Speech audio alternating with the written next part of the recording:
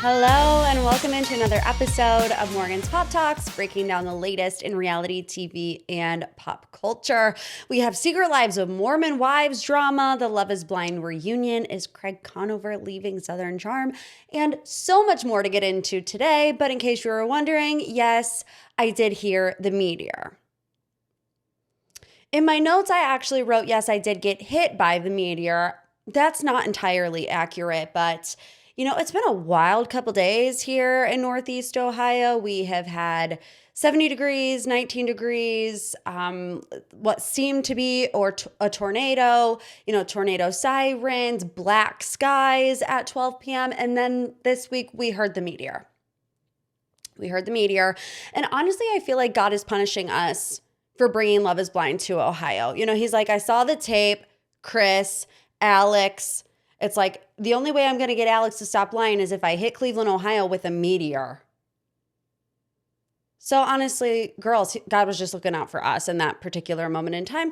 But let's get into this week's Pop 3. These are the biggest headlines in reality TV and pop culture. Let's start with Beyond the Villa Season 2. So last week it was announced that we already knew that we were getting a Beyond the Villa Season 2, but we got the trailer. And I'm not going to lie to you, I was pretty impressed with the trailer, and I was severely let down by season 1, so I had low expectations. Like, the bar was on the floor, and I think looking back at it, season 1, I had such high expectations because, hello, you have Leah and Miguel, you have Serena and Cordell, you have Janae, you have all of these fan favorites, but the only person that showed up to work was Taylor Martin. Because Taylor Martin is not afraid to have black mascara running down her face as Aaron is trying to enter the honky-tonk and she's riding the mechanical bull. Nobody else wanted to clock in besides Kaylor. But I do feel like this season 2 of Beyond the Villa, but what is it? Season 7 of Love Island USA. They're thirsty for the clout. They need it like the breath in their lungs, and I'm looking forward to it. I'm just going to kind of go through the big moments pointed out in the trailer, and it starts with Amaya and Brian, our Love is Blind Season 7 winners. And Amaya says, I told Brian I loved him, and then he dumped me via text message. I'm sorry. Brian? And it's like, I have nobody to blame but myself for feeling bamboozled by that, because everybody saw the writing on the wall with Brian, right? He comes in super last minute. Amaya Papaya is the people's princess. It's like, what's your one way into winning Love Island USA? Getting in with Amaya, who didn't have any love connections at the time. So people are like, oh, are you like, we all knew this was what's going to happen with Brian. I don't know. I'm a sucker for love. I'm so naive. I saw Brian tell Amaya she was beautiful in her muumuu, and I just thought it was written in the stars. At the end of the day, Amaya got her bag, and that's like really the only thing that matters to me. I do want her to find love. So I shouldn't say it's the only thing that matters to me, but a text message, bro. Absolutely not. The other big point of contention is going to be the love triangle between Iris, Pepe, and TJ. Again, this is messy boots because Iris left the show with Pepe. Pepe and Iris made it into the Final Four, but if you remember, her uncoupling with TJ was not by her own doing, right? They kicked him out of there. I'm pretty sure it was the Islanders. They had to vote somebody off, and they're like, TJ, bye, see ya, never. And Iris was like, hello, I was in a couple with him. And then she moved on to Pepe, and we were always wondering what's going to happen between TJ and Iris when they get out of the villa. We saw the TMZ photos, and Iris was like, oh, no, it's just closure. Now Iris. It clearly was not just closure, and that's what Pepe says in the trailer. He says clearly they were hung up on each other because they're together now. Iris says the whole world is against us, seemingly talking about her and TJ, and I'm not deep in the comment section, although I did get absolutely destroyed in the comment section by Huda Nation this week, which I will get to, but so I'm really not down with what Gen Z is thinking about Iris and TJ. But if it's true what she says, the comments can be rough for these Love Islanders. So if the world is against them, then the world is against them. But Iris does say Pepe was different in real life than he was in the villa. So can you blame her? Baby Hannah is back, and I don't really care like the drama that's going on between Hannah and Charlie. I just feel like she's a vibe. She's waltzing up in that trailer like she owns the place, looking just amazing in those cute little sunglasses, fresh blowout, and she's just ready to giggle her way through all the hearts of these men, and I'm here for it. So no Shelly, no Ace, no Alandria, and no Huda, which I reported on my TikTok, and you guys, this is how I know, right? I'm not vibing with Gen Z right now because the amount of hate comments I got in my TikTok comment section for forgetting to mention that Huda wasn't going to be on the show. It's not like I was like, oh, and they left Huda out because XYZ. I literally was just going off the top of the dome saying, oh, you know, Shelly and Ace, they're not going to be there. Landry is not going to be there. Forgot to mention Huda.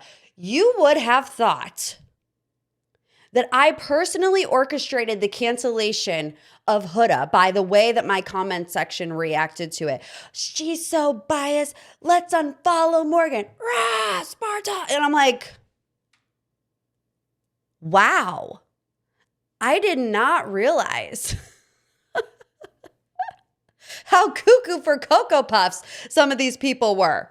And while we're on the topic of Huda, she was in the news for another reason this week, and it's because she's been hit with a restraining order.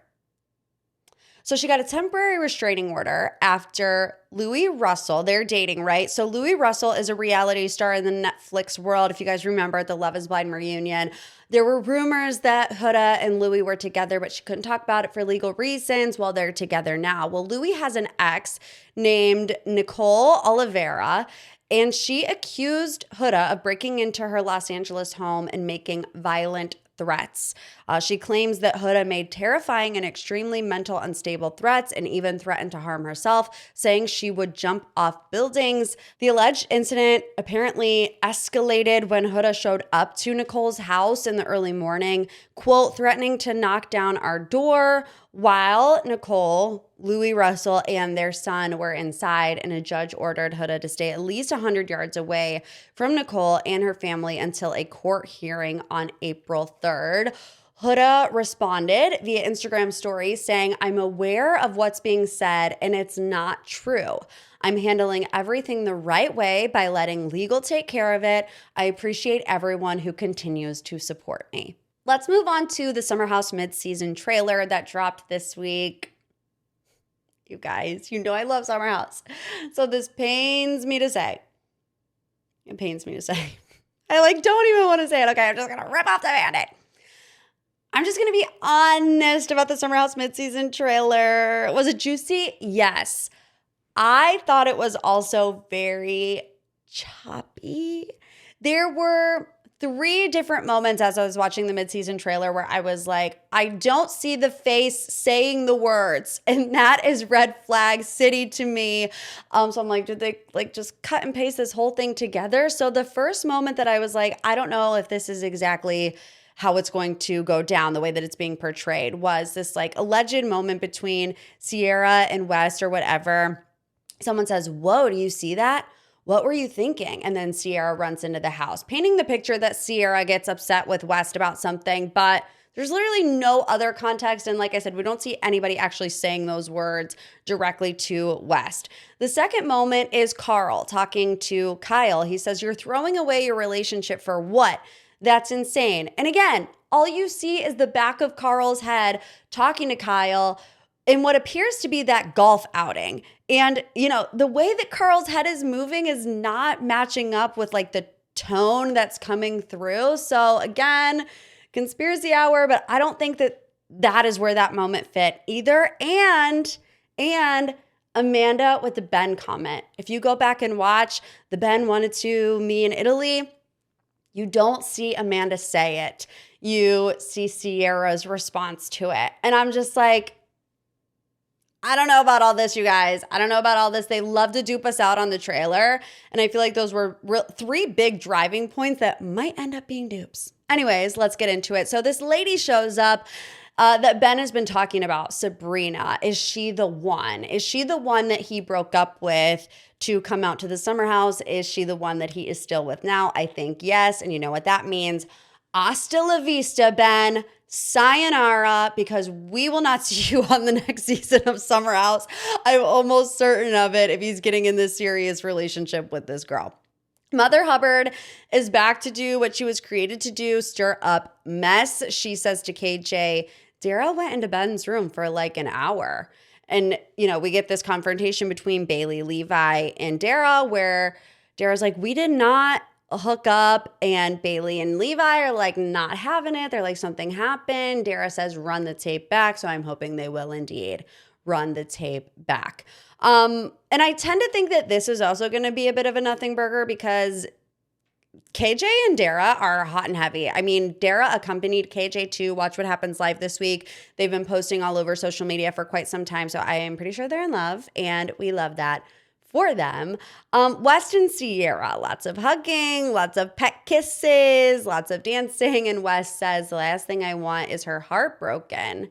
And, I think that's where we are right now in the season, where Ciara and West, they obviously have this magnetic attraction towards one another, but West doesn't want to hurt Ciara, and Ciara doesn't want to end up playing herself, which she feels like has been a pattern for her time on reality TV. We had this really powerful moment at the end of Summer House this week where KJ, Mia, and Ciara talk about, this added layer of dynamics of being Black on a show like Summer House. And Ciara says, I get all these comments that are like, oh, girl, you're letting this white guy, play you. And it's not only the fact that it happened with West, it also happened with Austin. So I feel like, as she said, she's just bracing for impact. And it's something that viewers don't normally, we see the comment section, but we don't internalize it the same way that somebody like Ciara would. But back to the trailer, there's this sit down with Ciara and West. She's crying. She says, I don't want to live like this. And us too, good sis, us too. We're on the yo-yo right now. And I'm kind of just like, don't get me wrong. It's fun. It's flirty. We're speculating about Ciara and West, but I also am kind of getting to the point of like, just get on with it. If you're going to get on with it, get on with it. But if not, let's see Ciara date somebody else, or I don't know. You get what I'm saying? But anyways, the girls then are dressed up like 80-year-olds telling Amanda to leave Kyle. Carl's talking to Kyle saying, you're throwing your relationship away for what? That's insane. Amanda, I've already talked about these moments. Carl says, thank you for your lack of support, you loser. And I do believe this will be a part of the big blow-up fight between Kyle and Carl, which we see more footage of Kyle absolutely losing it, throwing full cans of Loverboy at the door, saying things like, I forgot Carl's more fragile than a China doll. And I hate that. In this week's episode, Kyle admits that he does have a bit of a temper, but he just lets it fly off the handle. And yes, I hate Kyle's temper, but what I hate more is that it always comes at the expense of the two people that are the closest to him, in Amanda and Carl. Who has been more team Kyle than Amanda and Carl? And it's like one moment that Kyle feels slighted by either of them, he flies off the handle again, and they're forgiving people, so they end up forgiving him and protecting him almost. Amanda in her Marie Claire interview saying, don't come for Kyle. Carl in my interview saying, Kyle, we might have our ups and downs, but he's a real one, which I'm not taking away from that fact, but they are very quick to forgive Kyle. And yeah, I wish he wouldn't lash out at the people closest to him. Anyways, last up in this week's Pop 3 is Craig Conover leaving Southern Charm. So the Southern Charm reunions kicked off this week, and I say reunions because, of course, there's more than one part. But we got the trailer last week, and he says some things that raised eyebrows from fans, one of which being, I hate being here. I don't even know if I'm coming back anymore. And even though I have a complicated relationship with Craig in my mind, I genuinely want to know, is Southern Charm Craig's show now? When you look at the cast as an ensemble cast, who is the anchor? For as much as we love to hate him and hate to love him, it's Craig, and I can never clip this because of the ego. Oh my gosh. But maybe he already thinks that it is his show, but he's been busy in the off season. He started his own production company, Plaid Horse Productions, and it is apparently rolling and filming 3 different shows. Craig also said that he is completely redesigning and relaunching Sewing Down South into more of a home decor company, in addition to unveiling a new line of candles that are all hand-poured in Charleston. His and Austin's bar, by the way, he says has become one of Charleston's hottest destinations. He said, Austin and I are really proud of it. It's an upscale tavern for all ages, and that's what Charleston was missing. And it seems like the community and tourists have really responded well to it. So it's like, one thing, is he leaving? I guess the other question is, should Craig leave Southern Charm? It's clear that he feels like it's a gang up every single season. It's a pile on. Like I said, he says in the trailer, I hate being here. I don't even know if I'm coming back anymore. Last season at the reunion, Andy Cohen literally asked his castmates, if you're afraid of Craig, please raise your hand. And like multiple people raised their hand. You know, I do feel like we're on a merry-go-round with Craig at the moment. His friends are scared of him. He pops off. He apologizes. It's like, I'm kind of tired of the Craig is scary plot line. Even if it's true, like it could be true. And I also still could be tired of it. And it's just, could you imagine Southern Charm without Craig? I think that's the question that we're all wondering right now. Okay, deep breath. Let's move into this week's deep dive. What a mess. What a mess in Mom Talk land going on right now with Taylor Frankie Paul, Dakota Mortensen, Secret Lives production being halted for season 5. What does this mean for Taylor and The Bachelorette? It is chaos. Okay, so the Draper City Police Department confirmed to People magazine earlier this week that there was an open domestic assault investigation regarding Taylor and Dakota both. They said allegations have been made in both directions, and contact was made with involved parties on February 24th and 25th. I want you guys to remember those dates. The Utah Division of Child and Family Services is investigating, and both Taylor and Dakota are sharing custody during the process. TMZ is reporting that both are being required to take a psych evaluation, and this is all going down the week of Taylor Frankie Paul's Bachelorette premiere. And there's a lot of questions right now. First of all, people speculating whether or not the season of The Bachelorette will continue on. This is a huge deal, right? Alleged domestic assault is not something to play lightly with. It's one thing to have like a messy reality TV person be The Bachelorette. It's another thing when you get to legal situations that could be damaging to the network. You know, all these people are like, pull it, don't air. I don't think it's going to happen. I think it will continue on because really, I think ABC cares from the legality of it. But if there's no way that they're like going to get sued or whatever, they're going to go full steam ahead. They're going to go full steam ahead because people are still going to watch it. They're still going to be curious about it. I'm annoyed at the situation, yes. Another layer of it is I'm annoyed that the entire season now has been spoiled. I mean, everywhere you open the internet, it's like, here's who she picked. Here's how it played out. Here's how it got here with Dakota. And it's like, okay, well, now really, what is the point of watching it? Variety reported this week that the investigation will not impact the airing. But again, the timing of it. So it's weird. Taylor has been making vague statements on Good Morning America, which we'll get into, and, you know, Entertainment Tonight and all these things. But she said something along the lines of, I wanted to keep this private, but it was not my doing to leak this information to the press. So I'm like, whose doing was it? Especially this week. This, you know, contact was made involving parties on February 24th and 25th. It's almost been a month.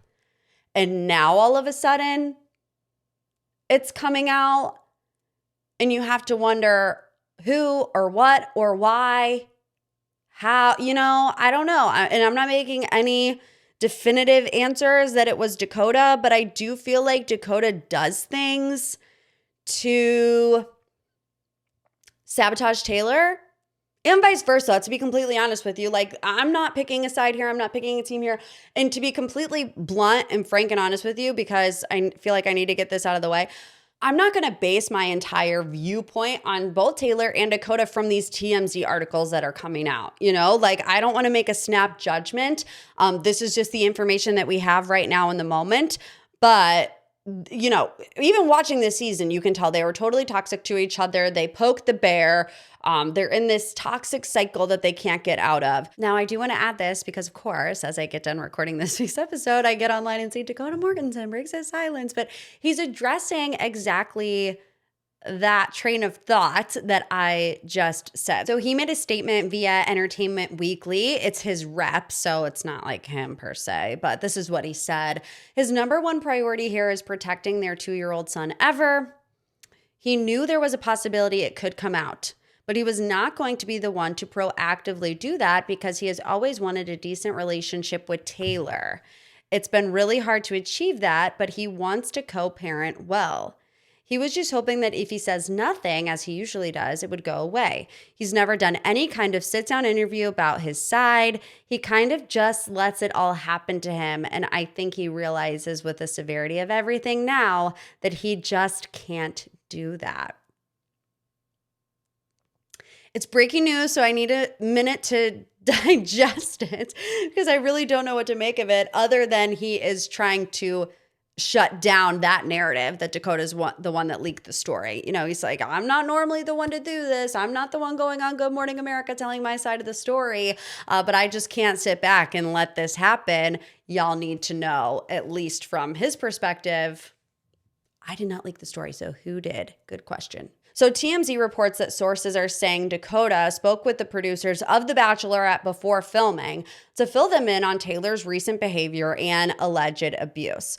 Reports say ABC was blindsided by the abuse investigation that's currently underway. The insiders say the show was warned by Dakota, and they even wanted him to appear on her turn as the Bachelorette. TMZ notes it was told production rushed to land her for ratings and cut corners on vetting. I mean, cut corners on vetting? It's pretty public information that this has happened previously.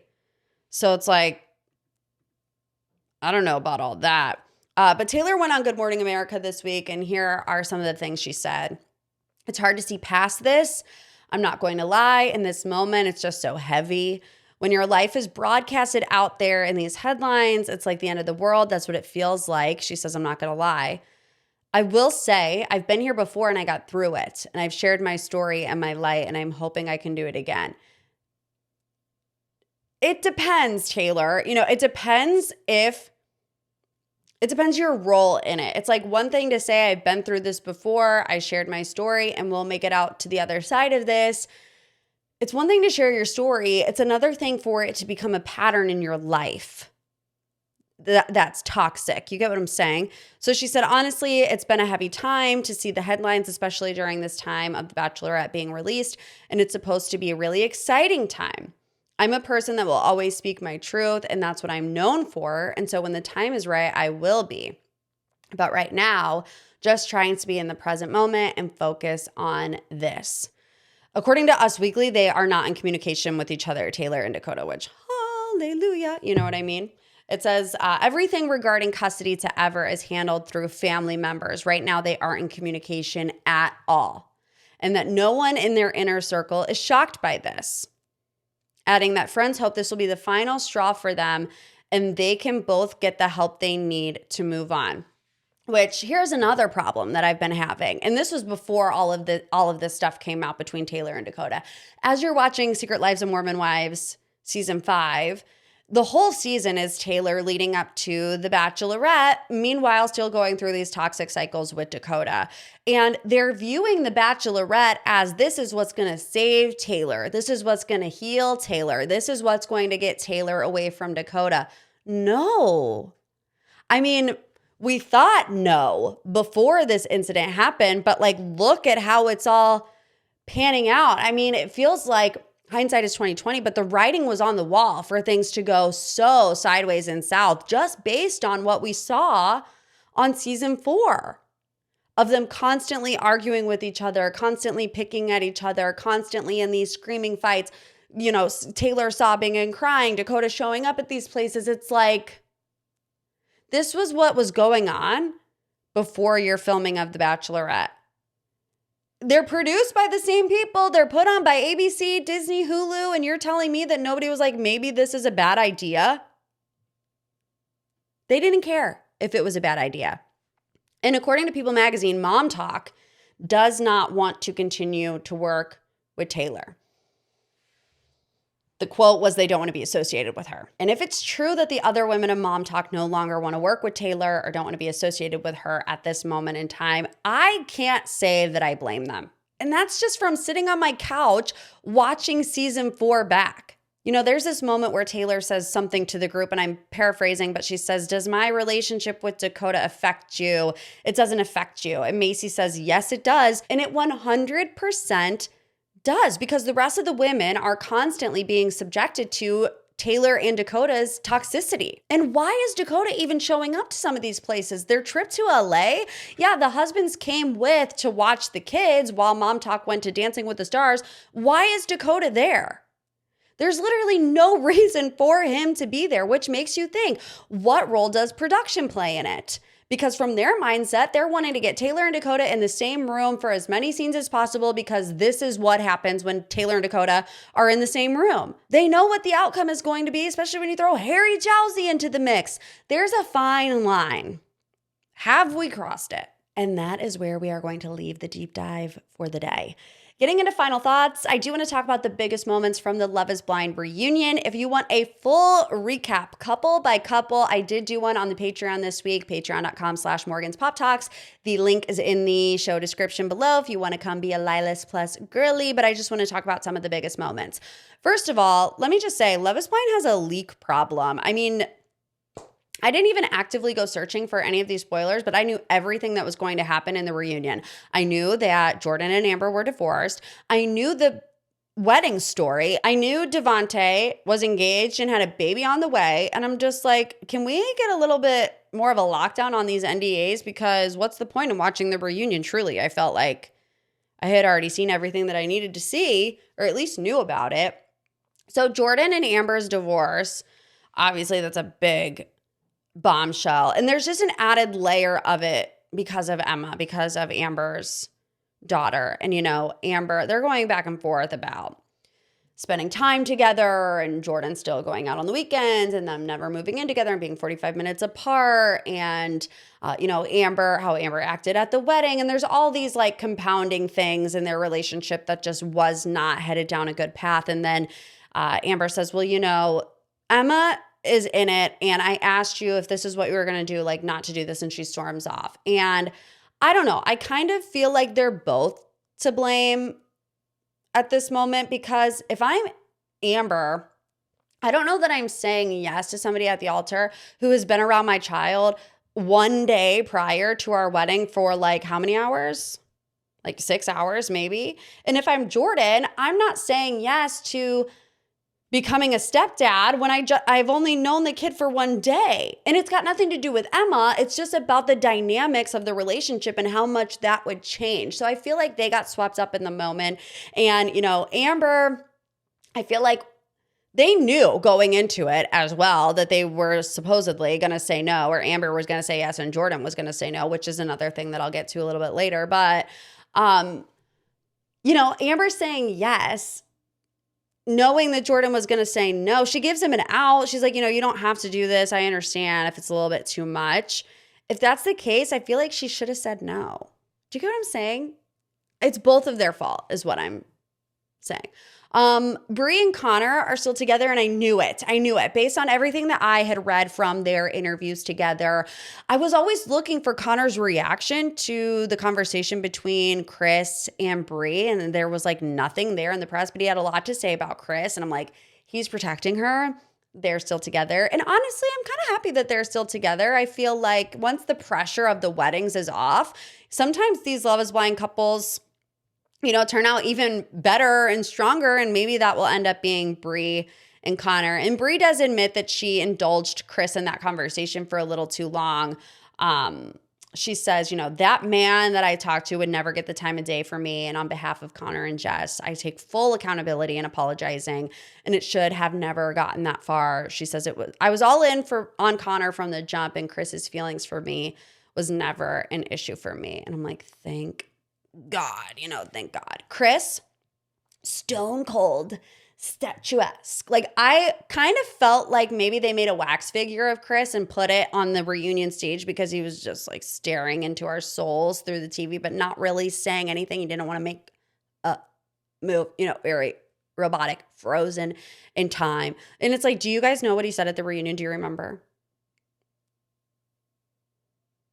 Same, struggling. Like, it was like, if you ask ChatGPT, how do I apologize and take accountability on national television without getting canceled? Like, that's what it was giving.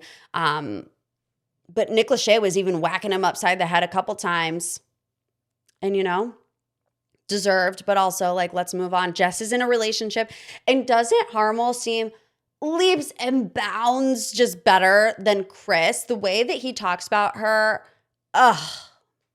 what could have been? What could have been? We could have had a Vic and Christine 2.0 and actually rooted for love on Love is Blind. And would you believe me if I told you that Alex actually infuriates me more than Chris does? Alex is so smug. I just want to like smack that smug look with his button-down t-shirt right off his face. And Ashley is accusing him of being on the show for clout. She says, "What were you here for?" And he says, "I was here to find a wife. I just didn't see any."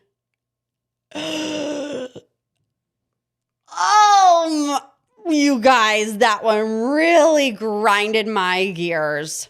And here comes Nick Lachey again off the top ropes. He says, "You proposed, buddy old pal. What do you mean you didn't see a wife?" And he's like, "Yeah, once I saw her, I didn't see a wife." He said, so Nick says, "When the reveal happened, that's when you didn't see a wife?" He says, "Correct." Correct? Oh. If I was Ashley, you guys, I would have elbowed him so fast. Oh my gosh, wow. That really got me riled up. There aren't enough chicken nuggets in the world that would make me want to put up with that man. And we're so glad that Ashley got out of there. Mike and Emma, Mike was like, "Emma, why did you say yes, dude? Like, we had a plan." And that's what I'm learning. That's what I learned from the Love is Blind reunion. Everybody had a plan. Everybody was texting each other the night before the wedding saying, "I will say yes, you can say no, and we will be fine," right? Amber and Jordan, Mike and Emma. We know Ashley and Alex had the conversation too. And in jumps Vanessa Lachey. No. We encourage our couples not to make the decision until they're at the altar. Lies. Absolute lies. And Emma says, "When I said yes, that meant I wanted to have kids with you." And I just don't think that's fair. Emma was wanting Mike to read between the lines on their wedding day because she never actually says, "Hey, yeah, I'm down to have kids." And I also just wouldn't trust that she, it sounds bad to say, but like, I wouldn't trust that she really felt that way in the moment because of all the conversations that they had previously. And again, you get swept up in the emotion of it all. And I don't blame Mike for, not saying yes as well. But what really tells me everything I need to know is the fact that Emma is single and Mike has been with somebody for 7 months. Yep. Last but certainly not least, well, I shouldn't say that because we do have to get to Vic and Christine. Devontae and Brittany. So uncomfy that the two of them had to sit next to each other. And I was thinking back to, like, did they always have the broken up couple sit next to each other? And the only thing I could remember was when they had Cole and Zaneb on like opposite sides. So I'm like, no, I don't think that they did. But Brittany was like posture impeccable, by the way, but also not wanting to like look over at Devontae. Was giving Paige DeSorbo when she didn't want to look at Lindsay Hubbard at the Summer House reunion. I was like, okay, this is a vibe. She really wasn't wanting to look at him. Their communication is like not their friend.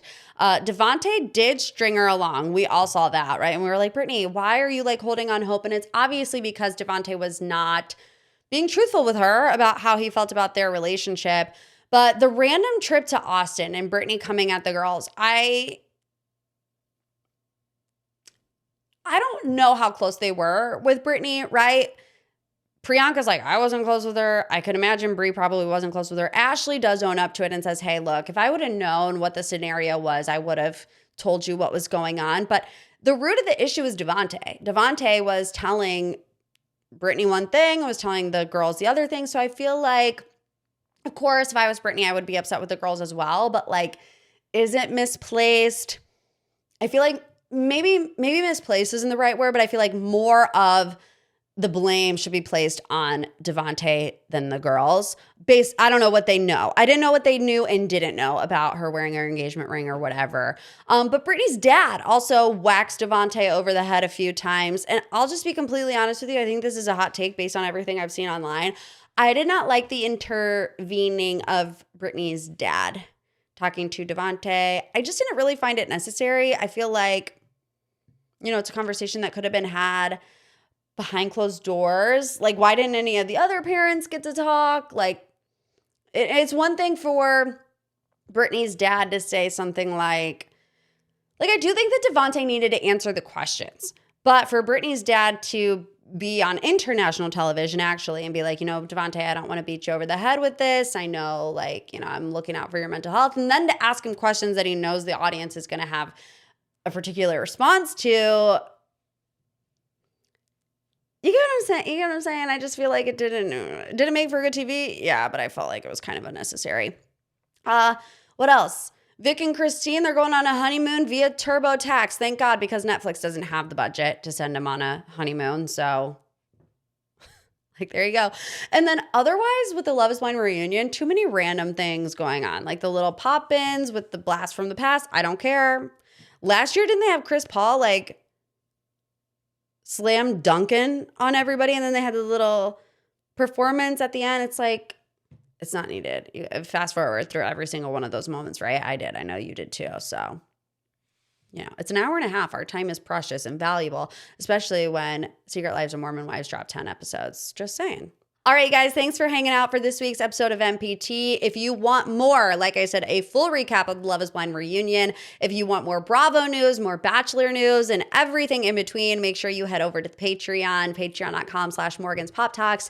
If you have not left a review, please do so. A little 5-star boop boop, a little love you like a sis. Send it to a friend, a pop culture loving bestie that needs a little love and light in their life. And if not, I'll see you next week. And as always, love you like a sis.